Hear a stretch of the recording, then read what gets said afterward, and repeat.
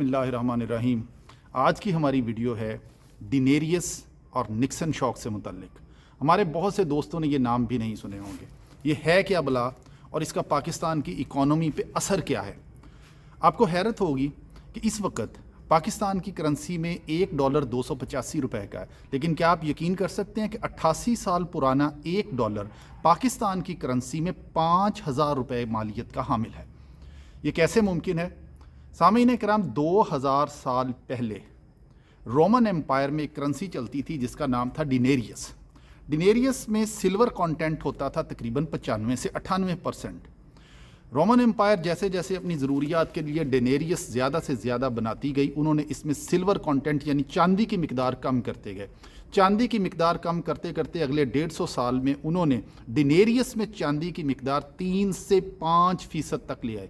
یہ 95% سے 85%، 75%، اس طرح تھوڑا تھوڑا کم کرتے کرتے 3 سے 5% پر لے آئے۔ رومن امپائر جو ایک فائنینشیل سپر پاور تھی، ڈیفالٹ کر گئی۔ ڈینیریس پہ ڈینیریس پرنٹ کرتے جا رہے تھے، چھاپتے، یا اس کو آپ کہہ لیں کہ اس وقت منٹس ہوتے تھے جہاں پہ وہ سکے ڈھالے جاتے تھے، ان کو ڈھال کے اکانومی میں پھینکتے جا رہے تھے، اور ان کے پیچھے کوئی بھی فائنینشیل بیک اپ یا ان کے پیچھے کوئی گارنٹی نہیں تھی۔ اسی طرح سے 1971 سے پہلے ڈالر کے پیچھے ایک بہت مضبوط میٹل تھی، گولڈ یا سلور۔ 1971 تک ہر ڈالر بل جو تھا اسے آپ گولڈ یا سلور میں کنورٹ کر سکتے تھے۔ 1971 میں امریکہ نے اپنی یہ پالیسی بدل دی۔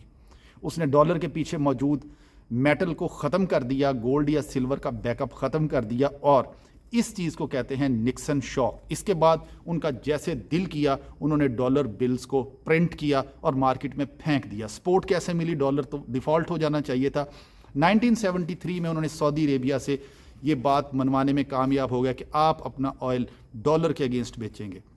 اسی طرح سے اوپیک کنٹریز 1975 تک اس بات پر ایگری ہو گئے کہ دنیا میں اوپیک آئل کی جتنی بھی ٹریڈ کرے گا وہ ڈالر میں کرے گا۔ ڈالر ایک سپر پاور بن گیا۔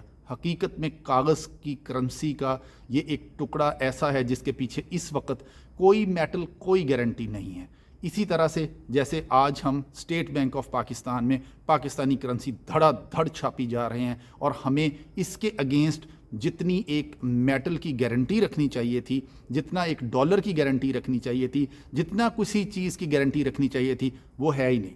انفلیشن بڑھتی جا رہی ہے، چیزیں مہنگی ہوتی جا رہی ہیں، اور ہماری کرنسی ڈی ویلیو ہوتی جا رہی ہے۔ یہ آج کا فینومینا نہیں ہے، 2000 سال پہلے اسی چیز نے رومن امپائر کو برباد کر دیا تھا۔